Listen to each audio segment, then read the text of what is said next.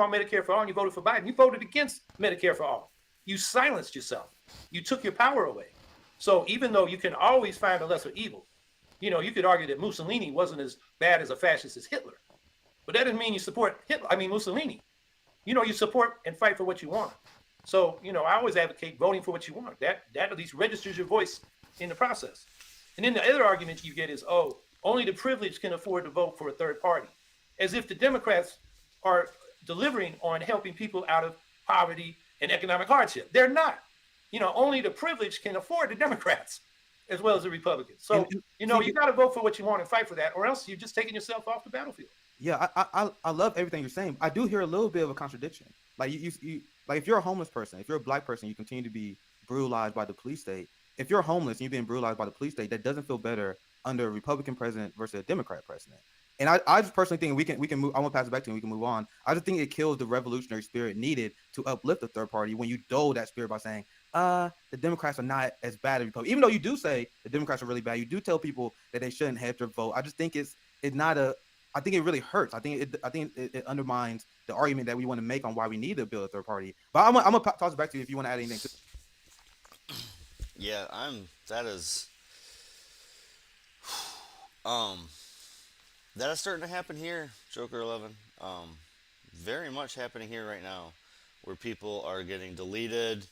I show Lee Camp on here every day. Yeah, we could actually do this clip real quick. And Lee Camp has been completely deleted from Spotify. The podcast from under his actual name has been deleted. He has multiple person podcasts that have not been deleted, but his individual podcast has been deleted. His show has been deleted. 8 years of programs deleted, completely eradicated, and all because on a show that used to say you can that easily they train were yourself to listen faster. on RT. Hey, folks. So yeah, Lee Camp has been completely eradicated. That's wild.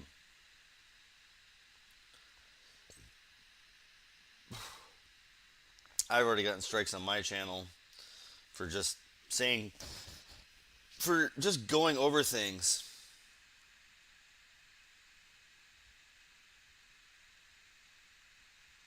That's scary. But even just going over other people's videos, I've literally had strikes on this channel already, and I'm new to the channel like 2 months. I show other people's things, like I show other people's documented work. I haven't gone out and done anything personally, and yet YouTube and Twitch have both hit me with copyright infringements, just showing other people's stuff, not TV stuff. Like I'm talking about independent journalists, but there's a couple topics you touch and they start getting very sensitive.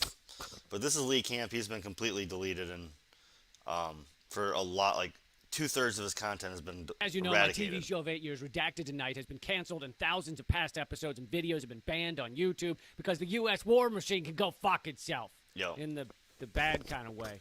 But before we were canceled, I had already written a few segments that have never aired, so I thought I would bring some of those to you right now. Enjoy. Here in the U.S., a group of people have gotten together to demand homes for the homeless in Boise, Idaho. And at first I thought, that can't be homeless in Idaho, because the only people living there are those who can't leave because they're tending to 90-year-old terminally ill parents who stubbornly refuse to let go because they haven't finished that 10,000-piece jigsaw puzzle. I've got an idea. How about, hear me out on this, a 5,000-piece puzzle, and we all get out of here a little sooner. But I was wrong. Apparently, there are indeed homeless and poor people in Boise, just like everywhere else in the United States. What? Except Orlando, where all the homeless are stored in plastic bins beneath the Epcot Center. So a group of Idaho activists have started a tent protest, refusing to leave until their demands are met. And would you believe it? The police have been less than cordial. Quote, police and far right continue to attack and harass ongoing tent protests demanding housing access in Boise, Idaho. That's from Popular Resistance. That doesn't sound like the police I know. Among other things, quote, police are stealing donated blankets, sleeping bags, and heaters, propane. Now that sounds like the police I know. But I'm sure they're doing it for a good reason, you know, because you know what they say. If you give a man a blanket, he sleeps for a night. But if you teach a man to blanket, then he probably dies of hypothermia because blanket isn't a verb. But that man will learn an important rule about grammar just before his untimely death. The activists have been out there for roughly over 6 weeks, actually, more like 8 weeks, and they've given clear demands to the mayor. Wait, Boise has a mayor? I would have thought places like that still made town decisions the old-fashioned way, by labeling each of the cheeses in the cheese hut with a different plan of action and then releasing a feral raccoon in there to see which one he favors. Man, there goes my last reason for wanting to visit Boise. Anyway, they gave clear demands to Mayor Lauren McLean, such as supplying all homeless with housing. They say unused, foreclosed, and or abandoned structures throughout the city can be assets for our needs to rectify the overburdened system that is in dire need of expansion. Yeah, that's right. There is fucking loads of empty space where people could live. There are 17 million empty living spaces in this country. There are barns and cabins and unused garages and crawl spaces for short people and pool houses where the... Today during the, I'm sorry. Today during the poor people's, or during that, the summit I was just showing, during the summit, they were talking about how there's more empty Walmarts in America than, like if an empty Walmart could house 1,000 homeless people, we wouldn't need any other homeless people. Like, that would be done. There's so many empty Walmarts in middle America, and there's so many empty Walmarts in these urban sprawls. Oh, it's so bad. So bad. Body was found, and abandoned amusement parks and empty office spaces and high school gymnasiums that haven't been used since those allegations came out about the coach. There is literally no reason to abuse human beings who don't have a home. The only reason we do it this way is to scare everyone else into wage slavery. That guy has to eat soup made from boiled socks so that Jeffrey in suburbia agrees to spend 12-hour days earning minimum wage folding flower print culottes at Old Navy. Oh my I gosh. got an idea. We give the boiled socks guy a home for free for once, and hang on to your pearls, the culottes stay wrinkly. Vote for me for mayor of Boise. First order of business, I'll abolish the office of mayor and bring back the raccoon in the cheese hut. So there you go. There you have it, guys. A segment there that was going to be on Redacted tonight. If you want to see Redacted tonight or something similar in message and passion and style, please go to patreon.com/LeeCamp and become a member. Keep fighting. Frontier's 100% fiber internet is... The opposite happens.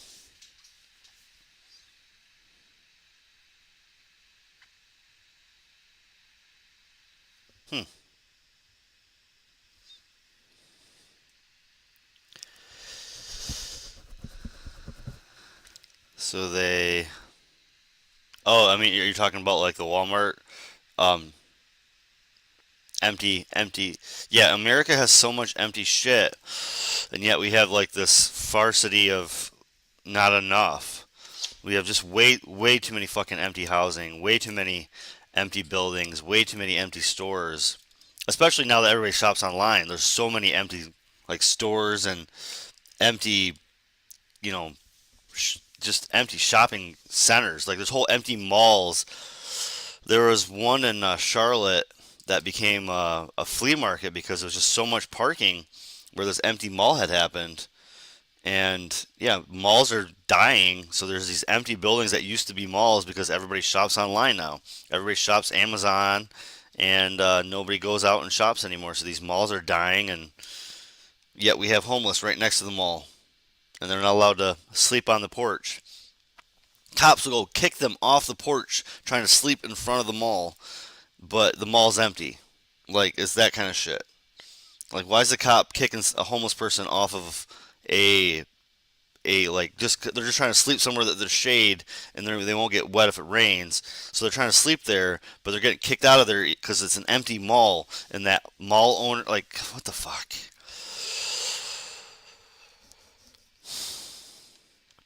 It's crazy here.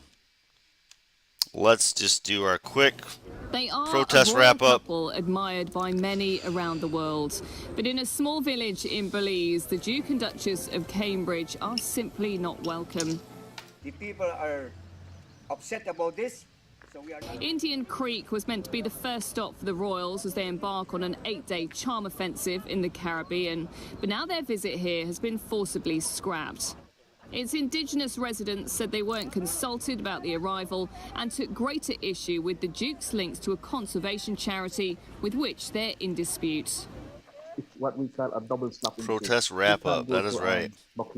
Buckingham Palace and just say, well, So we have some small protests, but a very small community. So that's a high high percentage of their populace. And if you allow them, you go ahead. So that is what the community has decided. This is in Belize, and a small villagers are... Following their protest, Kensington Palace confirmed that due to sensitive issues involving the community, the Royals' visit has been moved to a different location. Yep, they got the Royals to move the issue their around drop. The consequences of the colonial past remains, and it could overshadow what's being seen as an important tour. There are many of us in this country that are looking toward becoming a republic as Barbados. Oh yeah, is that the Joker 11? I know you're just an individual, but is that the same kind of thing where the extremely rich are buying up so much of the housing and jacking up the rents for kind of like control? Because that's what's happening in America. Like the housing bubble here is, housing costs are exploding because Vanguard and BlackRock are buying up all these houses so that the rich can own all of our so the rich can own everything. That's what's happening here. But I'm all for Belize protesting the British oligarchy. As we feel that we are perhaps entitled to do, it's something that we are within the legacy of colonialism and neo-colonialism starting to explore, and this trip has really brought that to the forefront. Wow, that's rough. It was only last year when Barbados removed the Queen as its head of state. The royal family see it as up to individual countries to decide. Yeah, that's the rich are using this pandemic to take control even more. And we're going to be left fighting on the bottom. But I'm all for protests, and I'm super happy that the Belize villagers protest was heard, and they got fucking the prince and their fucking richnesses to move their little, publicity trip. So I'm happy for that protest. Good for you guys. Good for you guys in Belize. I'm super happy for you. I kind of want to live in Belize for a period of my life. I haven't lived there. I haven't lived outside of my country ever. And Belize is one of those I want to live in, so I'm happy for them. All right, this is anger in the UK over P&O Ferries 800 sackings. So just another, this is two in a row from British news showing protests. And kind of the reason I was doing this is because I think it's interesting that America never shows the protests. We never show our rallies. We never show our riots. We try to hide that shit unless it fits with the Main Street narrative. This is two different British channels showing two different protests in a row over like a 24-hour period. I did this with the 24-hour search on. I didn't do any protests that were more than 2 days ago. To anger. This whole situation just, ripped the heart out of me, the industry. I mean, at the moment, it just feels, you're just numb, shocked, and to be honest, it feels almost like a bereavement. Phil Lees worked on board P&O ferries for 34 years. On Thursday, he, along with hundreds of others, was sacked without warning. The decision's been met with outrage across the country. We say no! P&O! Hundreds protested at Hull King George docks, where P&O has temporarily stopped its Rotterdam sailings. Demonstrations too in London, Larne and Liverpool. So I think it's a sad day, and all these men have all lost their jobs. I think it's very sad. If one company can get away with doing this at such short notice to 800 people, there's nothing to stop another company doing the same. What on earth are they going to do next? You don't know where one day you're going to work. Solidarity, guys. That's fantastic. Unions describe. That is all fantastic. And that sucks. I am sorry for your lack of free speech. But I I stand with all protesters, and I might even not agree. I've yet to find a protest that I completely disagree with, but typically I stand with all protesters simply in the fact that if there's that many people getting together, they deserve to be heard. And there was a lot of people just in that clip there, that weren't part of that company. They're there because they're like, if they do that to that company, what are they going to do to us? And that is, that's how you need to look at it. It's like, I'm not even part of this company. This isn't personally affecting me, but I still am out here. Thursday's events as a jobs massacre. Crews were told by video it would be their final day in the job. 800 people left shocked, stunned, and out of work. Pack your stuff up and be ready to leave. For me, I'm in the twilight years of my career, but I've got all my colleagues, and I've got all the young guys coming through, and the problem is, what they got to put bread on the table. The company's decision has also left passengers stranded, with services cancelled. Ministers joined the voices expressing outrage at P&O. The company's government contracts will now be reviewed. But it's in the heart of port communities where the pain has been felt most strongly. It means if they don't have money in their pockets, then their families are going to be in need. It also means that local shopkeepers are not going to have the benefit of people spending. This is going to impact greatly on the wider community, as well as those who have just been thrown away like that. It is wrong. It is a sin. P&O said it took the decision as a last resort to save the struggling business. Employment lawyers and the government, though, have questioned whether the move was legal. No consolation for those who've lost their livelihoods.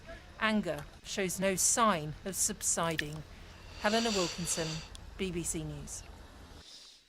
Basketball is stream the Basketball action is back. YouTube.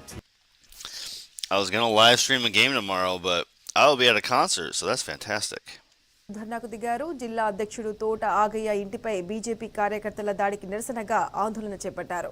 భారీ ఎత్తున ధర్నాలో పాల్గొన్న TRS శ్రేణులు దాడికి పాల్పడిన BJP కార్యకర్తలను I don't speak. I'm gonna guess it's Punjabi, but I don't know. Anyway, this is Indian protests, and they have some massive protests going on today as well. Since it's not in English, I can't fucking do this.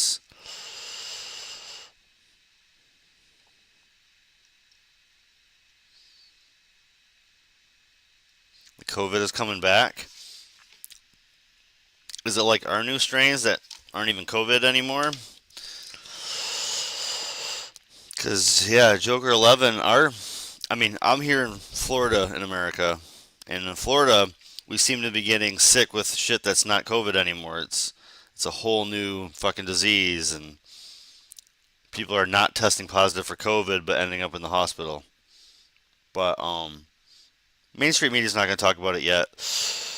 Kind of going incognito at the moment.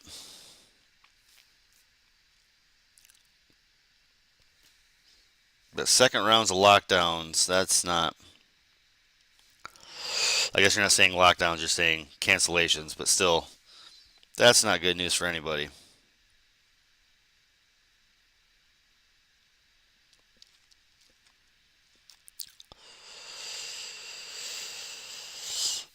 Roy Cooper put North Carolina on state of emergency for what? For COVID? Seriously?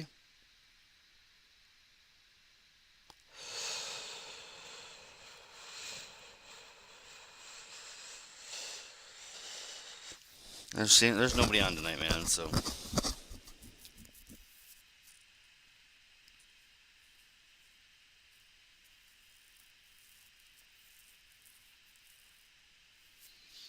Not enough hospital space. That's scary as shit, huh?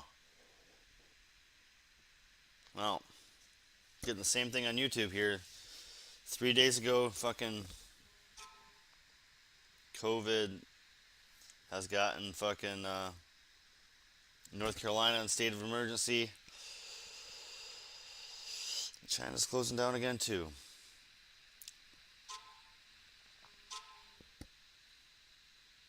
Well, that's not scary at all, huh?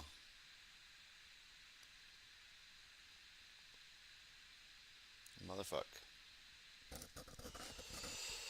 Well, here's some other scary shit.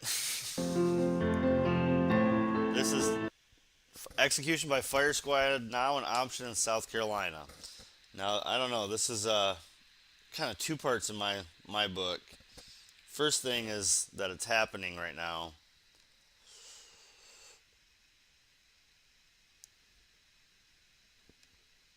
There's a second part to State this. Corrections Department says they can now carry out executions by a firing squad.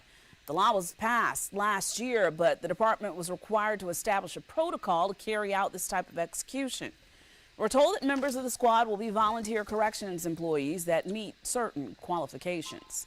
It's been more than a decade since the last condemned inmate was executed in South Carolina. For years, condemned inmates could choose to die by the electric chair or lethal injection, but with a lack of lethal injection drugs and with no inmates choosing the chair, the state came up with the firing squad option. The Department of Corrections has renovated the Capital Punishment Facility at Broad River Road to accommodate a firing squad. South Carolina is one of just 4 states where the firing squad is an option. It's time now to connect the dots when we make the news make sense. Today marks 10 years since South Carolina executed somebody on death row. Lawmakers looking to change that with a controversial method. South Carolina is about to become only the 4th state in the country to use firing squads on death row. Let's connect the dots. Across the country, states are having to get creative, or some say cruel. Okay, the second one is from 10 months ago. And then there's another one from 2 years ago. And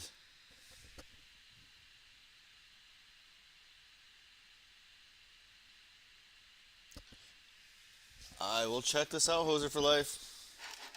Welcome back. It's been a little bit since you popped in, eh? But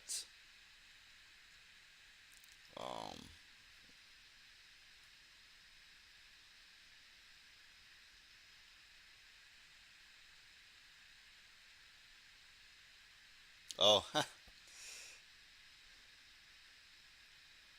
yeah. No, that's some good comic relief. I have to turn off YouTube before I can do that, or else I'll get a copyright strike. Yeah. I was gonna go to. This was gonna be my last thing on YouTube anyway, so I could do that.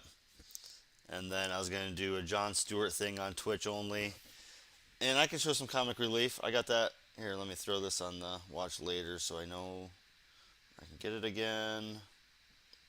Sorry, I have to do my comments on a notebook and then the stream on my old laptop, because my laptop can't handle 2 things at once. And that's the world I live in.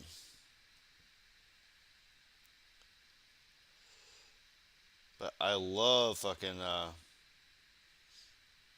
I adore Norm Macdonald as, like, his political comments are not exactly my own, but as a comedian, he is fantastic. Yeah, it got signed in today, so. When it comes to capital punishment. Recently. Why? Drug companies have stopped selling lethal injections to states because of the controversy surrounding the death penalty. That leaves states looking for other methods. Under current law, inmates on South Carolina's death row get the choice between the electric chair or lethal injection. They all pick lethal injection, which the state can't carry out without the drugs. This new law would require the state to use the electric chair or a firing squad if lethal injections are not available. Right now, 3 of the 37 people on the state's death row are out of appeals, which means they'll be in line for execution the second the governor... It's one of... Hold on. Jesus. It's one of 4 states that allow firing squad? Fuck yourself. I'm sorry. For you guys on Twitch, that's somebody on YouTube. 4 states allow firing squad? Oh my god. Why are we so fucking kill-friendly in America? Why are we ready to kill everybody? Like, we're gonna drone bomb you. We're gonna shoot our own populace. Oh, so fucking sick. Well, That is wild.